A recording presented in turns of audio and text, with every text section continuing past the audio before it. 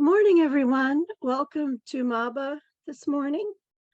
My name is Sian Singh Sherry McMillan. I will be giving the Dharma talk this morning on Tanha or craving. So my talk today is on Tanha. It's often translated as craving. Sometimes it's translated as thirst. And it's a word you've probably heard before. It's used in many of the teachings. Many of the teachings, it's a central point. It's used in the Four Noble Truths and the 12 links. So if you've listened to Dharma talks before, you've heard this word before, probably in translation.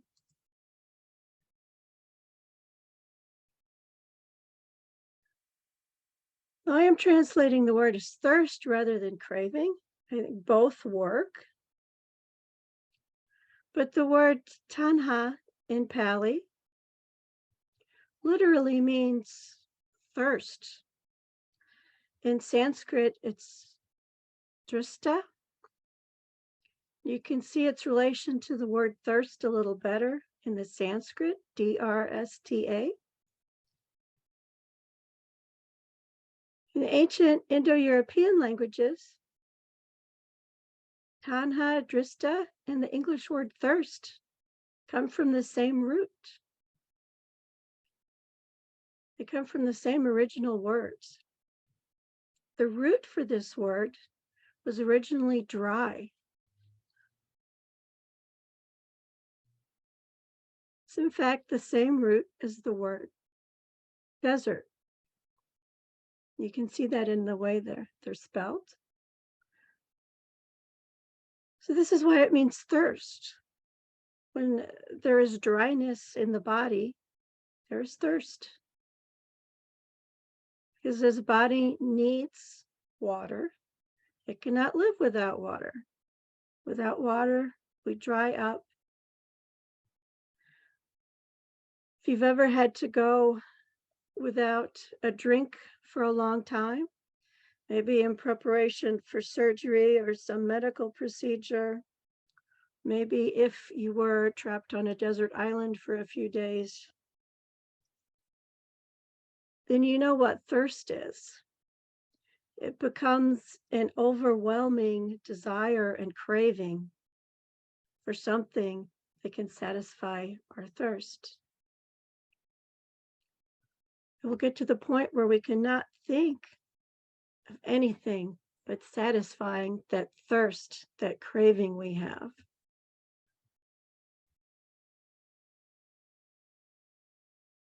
Our body cannot survive without this thirst being satisfied.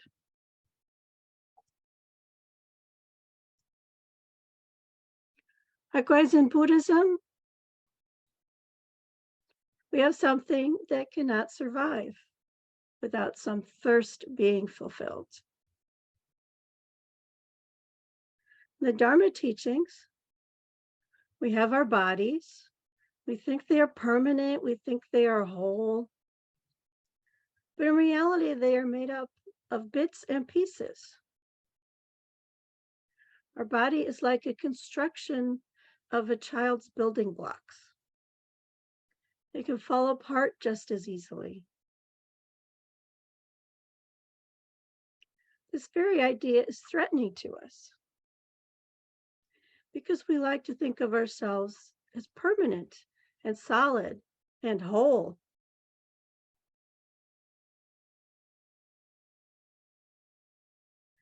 Anything that makes us think that we are perhaps not so solid and whole is very threatening, frightening. We want to continue to believe that we are solid and whole, an individual who is permanent and distinct from everyone else.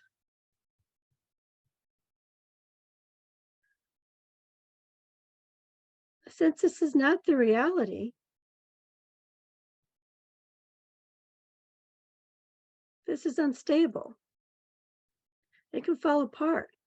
So we are constantly looking for things to feed this idea, this belief we have that we are a permanent person, distinct person, separate and unique from everyone and everything else, that we will never end, that we are the way we are, and it will never change. So we crave these things that make us feel this way, that support this idea that we have. Unfortunately, we keep finding these things that make us feel like we think we should feel, but they don't fulfill us. So this thirst we have is never ending. We can never be satisfied. It never comes to an end. We may find something that makes us feel satisfied and complete and whole. Maybe it's a new job. Maybe it's a new relationship. Maybe it's a beautiful car, a beautiful house. Maybe it's a new philosophy we have found. And it looks beautiful when we see it. But with time, we find that our thirst, our craving has not ended. We need still more.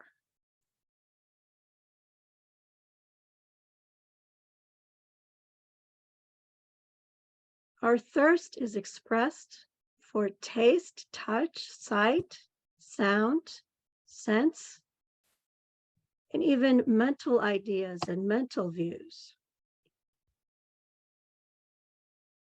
We crave all these things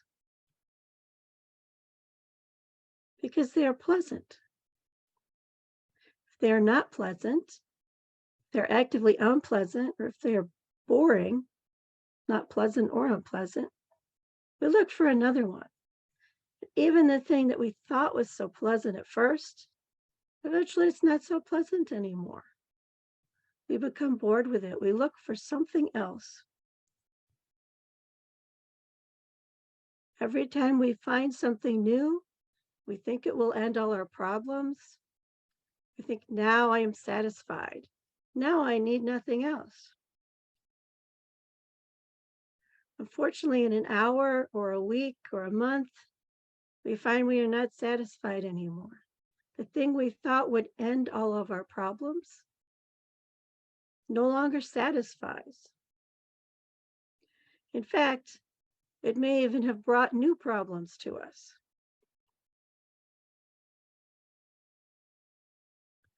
The thing that seemed so nice at first, it seemed so pleasant, it will bring its own unpleasantness to us. Dissatisfaction and more harm and more trouble.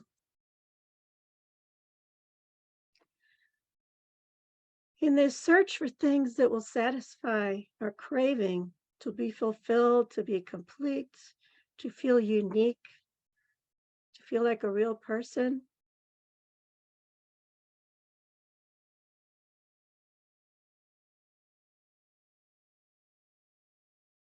we look for companions in this. We look for people who will support this craving, who will help us fill it.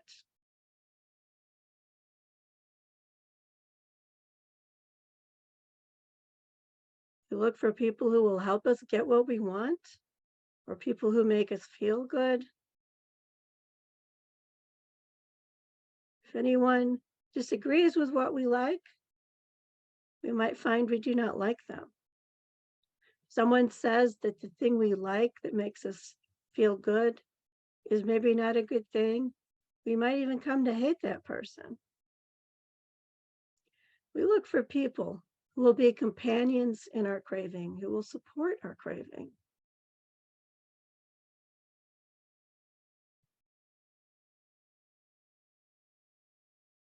How do these cravings arise? Why do we have this craving to be fulfilled? They start with ignorance and delusion.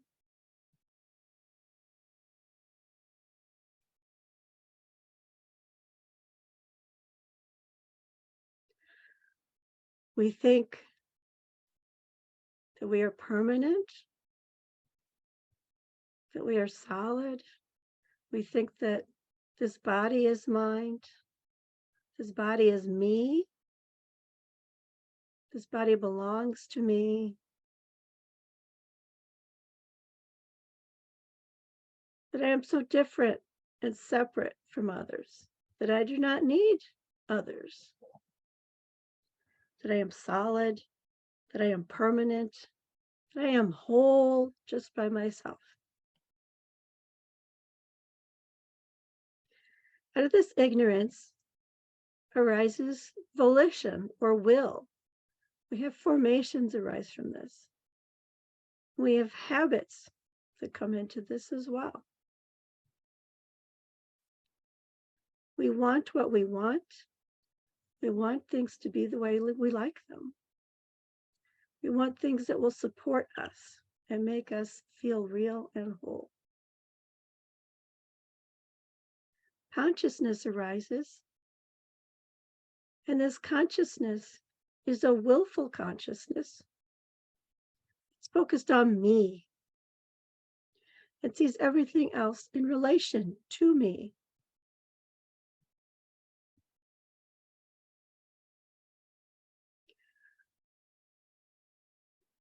This consciousness recognizes name and form, tries to see other things as distinct selves with a permanence and a solidity that don't change. And it sees things in relation to me,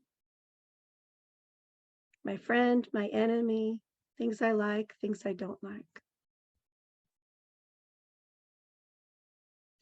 We also have sense bases: the eye, ear, nose, tongue, body, and mind.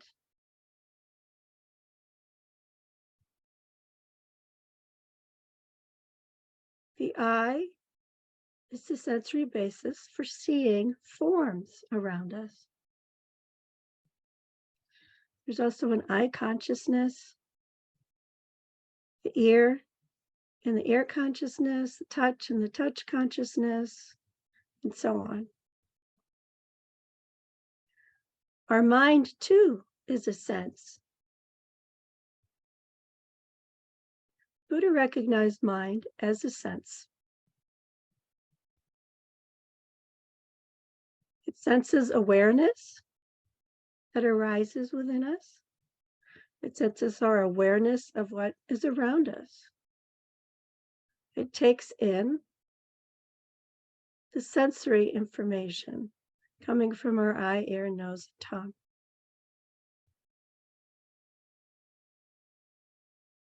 When our eye, ear, nose, and tongue, and our touch and our mind come into contact with objects, whether it's something we see, something we hear, or an idea we have in our mind, when our mind makes contact with this object using our senses, that creates a sensation. When we see or hear or feel something, when we are aware of an idea in our mind, that causes a sensation or a feeling that is pleasant or unpleasant. Or it could be neither pleasant or unpleasant. Very neutral feeling. When we have these feelings, craving arises. Because our consciousness is thinking, oh, that's a pleasant thing to look at. That's a pleasant feeling. I like that idea. And because it's pleasant, we want more of it. Something makes us feel good. It is like a support to ourselves. We know this even in non-Buddhist culture. We have these sayings. Oh, that thing makes me feel so alive.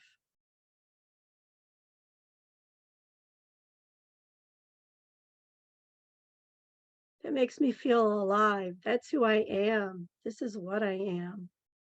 I'm all about video games. I'm all about driving. I'm a person who's a car person. I'm a computer person. When we like these things, we take them into part of what we are, and they make us feel more like a solid and real person. We take it as me and mine.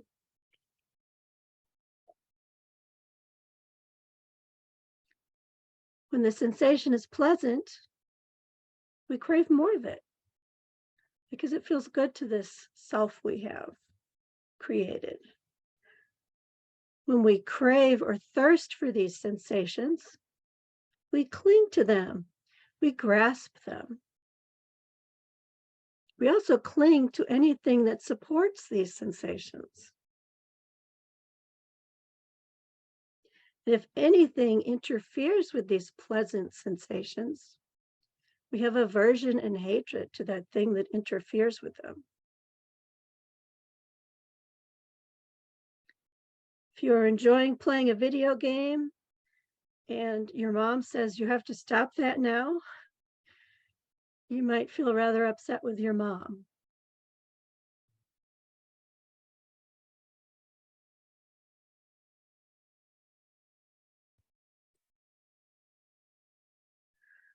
When a sensation, on the other hand, is unpleasant, well, we don't like that. In this case, our craving is to end the unpleasant feeling. Since we crave or thirst for this unpleasant sensation to end, hatred arises toward this sensation and whatever supports or causes that unpleasant sensation. We will then crave and cling to whatever will end this sensation. We will also cling to our hatred of these sensations. If we get stuck in a traffic jam, we see all those cars ahead of us blocking our way, and we may feel hatred for these people who are in our way. Now, they are stuck in the traffic jam the same as we are, but we hate them because they are part of the unpleasantness around us. We see them as a problem. We may get to the point where we don't like other drivers at all. We want to be the only one on the road because everyone else gets in our way. They make our trip unpleasant. They cause problems for us.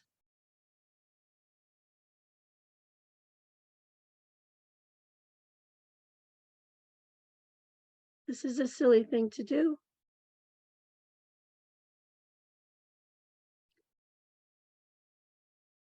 But with this craving thirst, we do not always think logically. We become overwhelmed by our cravings, just as if we were dying of thirst in a desert.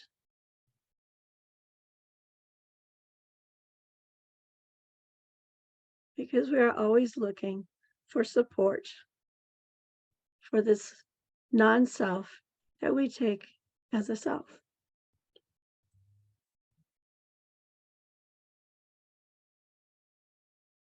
The Buddha taught that there were dangers in these thirsts that we had, these cravings.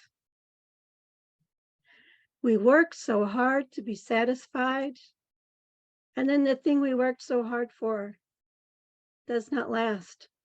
The satisfaction is impermanent. Then we become upset that we had to work so hard for something,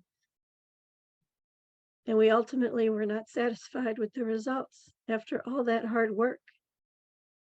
We will feel resentment and anger, maybe even despair. Our cravings cause bad behavior. We want a job promotion so much that we may stab a coworker in the back, sabotaging his projects, not helping him, just so we can get that promotion that we want so badly, so that we can get that raise we need so badly to fulfill our cravings. Our thirst is followed by greed, anger, hatred, and violence.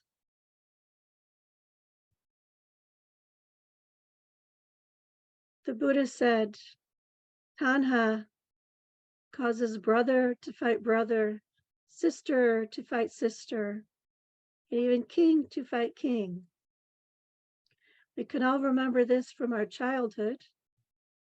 If you had a sibling or a young friend, how many times did you get into an argument or even a fist fight over a toy or the last piece of candy? How greedy did you feel at Christmas time if someone else got a better present than you did? These cause bad feelings between us and others, even those companions who had seemed so good to us before.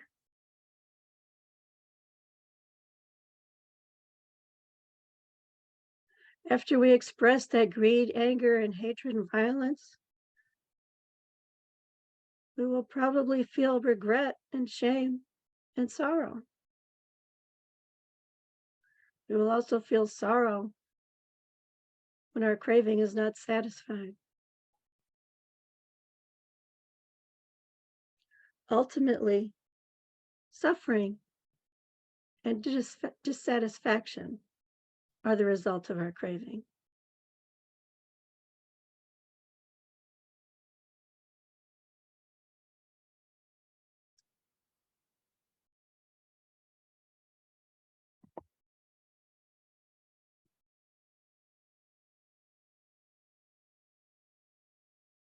The Buddha called this cycle of endless craving burning.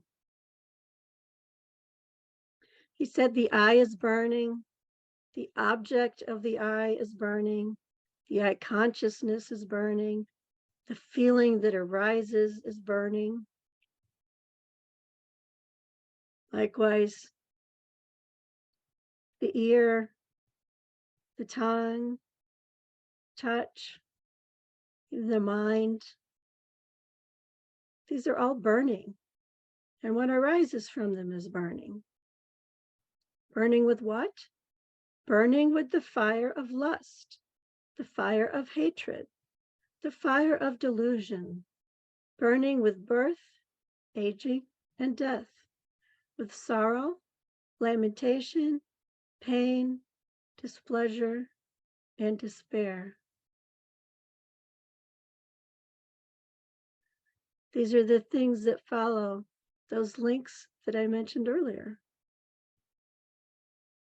Starting off with ignorance and volitional formations, leading to craving and to clinging.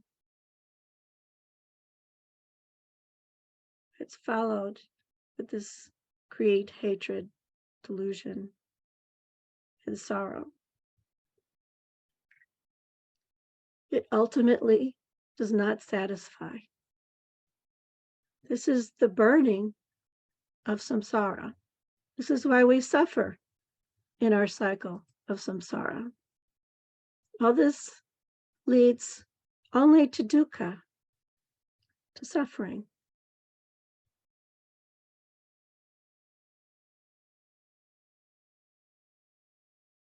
Now, this suffering may be of varying degrees.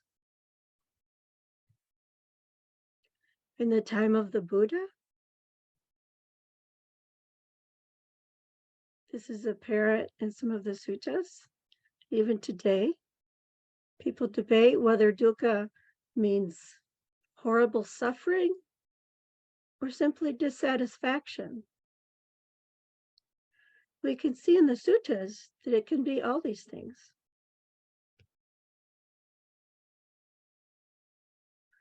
The woman named Kissa Gautami had a happy life, was married,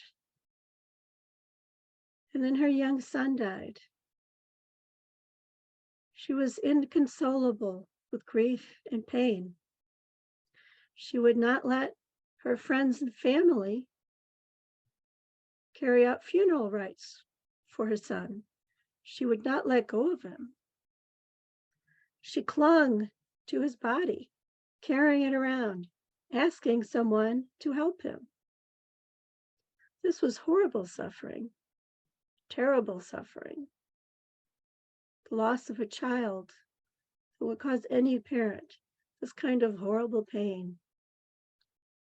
She wandered, asking for help, refusing to set down the rotting corpse of her son. Inconsolable, she asked again and again, "Who will help me? Who will help my son? Who will make him better?" Finally, someone said, "There's a very wise man who has come to the area. He's called the Awakened One, the Buddha. Why don't you go see him? Maybe he can help." She said, "Oh, thank you so much." She went to the Buddha. She told him of her problem. She probably did not have to tell him because he could see her coming up to him, bearing the child's corpse in her arms. And she said, "Buddha, no one can help me. No one can help me. Can you help my son? Can you help me? Can you heal him?" And the Buddha said, "I can help you. You have to bring me a mustard seed from a home in which no one in the family has died. Bring me a mustard seed from a home where there has been no death, and I will be able to help you." She was so grateful. She said, "Oh, thank you, thank you." She went around from house to house to house saying, "I need a mustard seed. Has anyone died here? I need a mustard seed from a house where no one has died." Every single place she went, they said, "Well, we have some mustard you could have, but my father died last year. Unfortunately, my own son died 2 years ago. My sister died last week." Seeing everyone else's suffering and pain from death, seeing that everyone had this loss.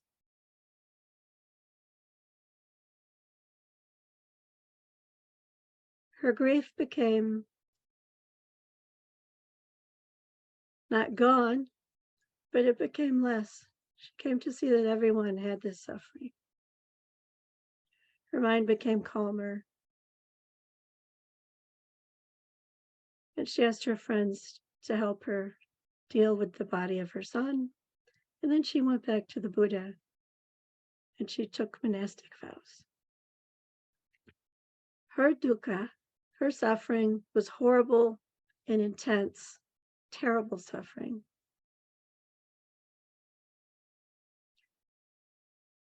The Sariputra and Moggallana were two young men. They had pleasant lives. They had enjoyed growing up in their village. But when they entered adulthood and they were witnessing an annual festival, something they had always enjoyed in the past, they were watching all the preparations, the parties, the feasts, all the food, dancers, acrobats, all the children running around with excitement about the festival. And then they were not too excited about it anymore. In fact, they were not excited at all. They had a sort of meh feeling about the whole thing. Sariputra said, "Moggallana, I do not feel excited about this like I used to." Moggallana agreed, "Yeah, it used to bring me so much pleasure. Now it's just kind of boring." And they saw the old men of their village sitting around, just kind of bored with life. And they thought, we're going to end up like that. Are we just going to be so dissatisfied with life from now on? How can we live a life like this? Just dissatisfied. never being overwhelmed with pleasure again like when we were children. So they set out to find an answer to this, and they found an answer. Sariputta ran into the bhikkhu Asaji, who was one of the first 5 people to join the Buddha's Sangha. He heard the first Sangha from the Buddha, the second Sangha, the third Sangha. First Sangha was the turning of the wheel. Second Sangha was about no self of this body, these 5 skandhas. That was actually the teaching of the Buddha that helped the bhikkhu Asaji become an arhat. And then the third teaching of the Buddha had been the sutta of burning.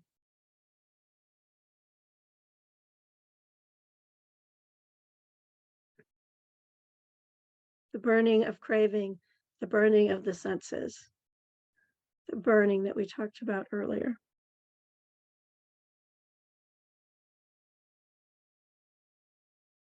So they talked with the Bhante, realized this was what they were looking for.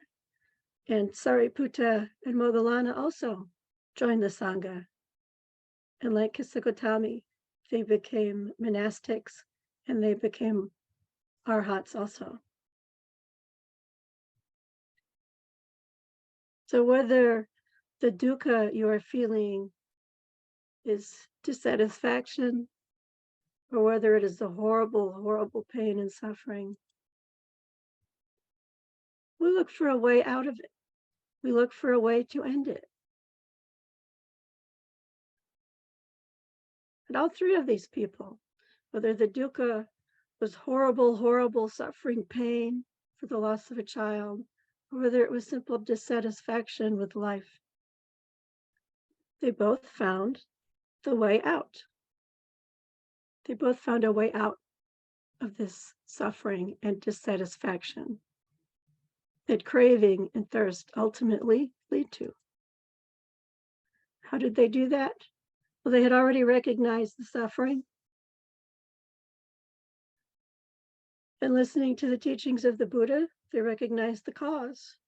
The cause was this thirst and craving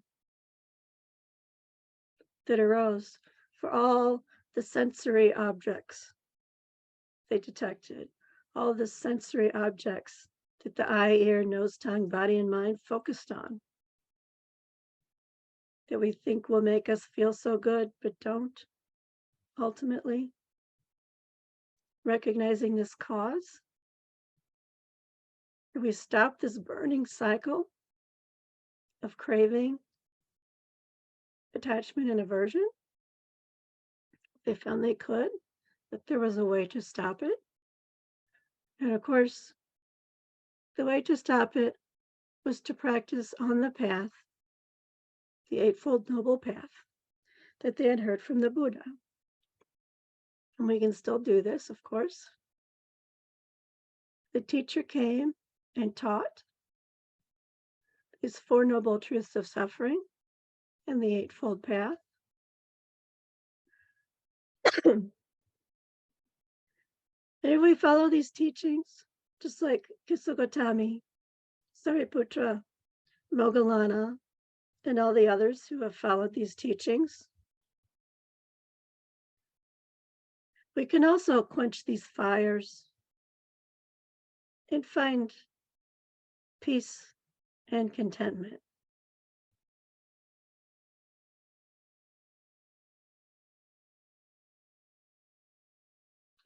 It's not impossible. They did it, and so can we. So, may all beings know happiness and the causes of happiness. May all beings be free from suffering and the cause of suffering. May all beings know the great joy that is free from suffering. And may all beings dwell in the equanimity that is free from attachment, aversion, and ignorance.